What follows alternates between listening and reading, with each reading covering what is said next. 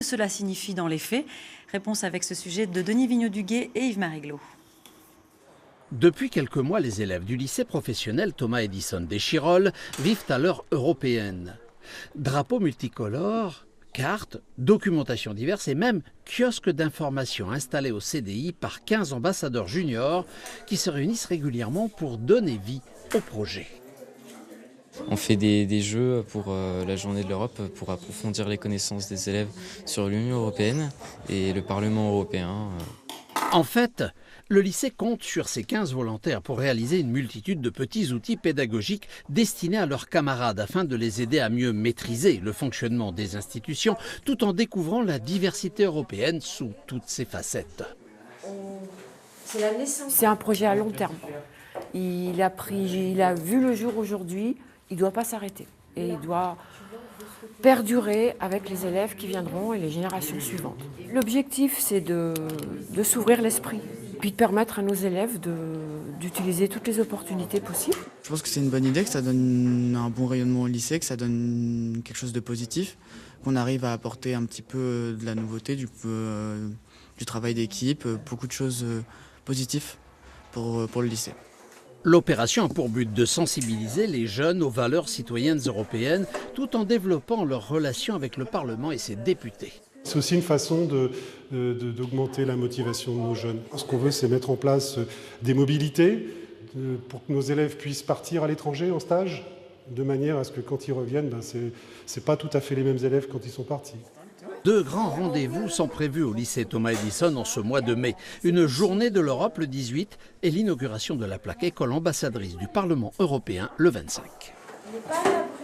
Voilà, avant ces deux grands rendez-vous, je reçois Béatrice Boutrin. Bonsoir. Bonsoir. Vous êtes enseignante au lycée Thomas Edison. Pourquoi est-ce si important de sensibiliser les jeunes sur ce thème de l'Europe en particulier? Parce qu'on souhaiterait qu'ils deviennent des citoyens à part entière, qui commencent à appréhender ce territoire qui est l'Europe et qu'ils arrivent conscients de leurs droits, leurs devoirs et qu'ils puissent s'engager dans des projets autres dans l'avenir. Quel projet?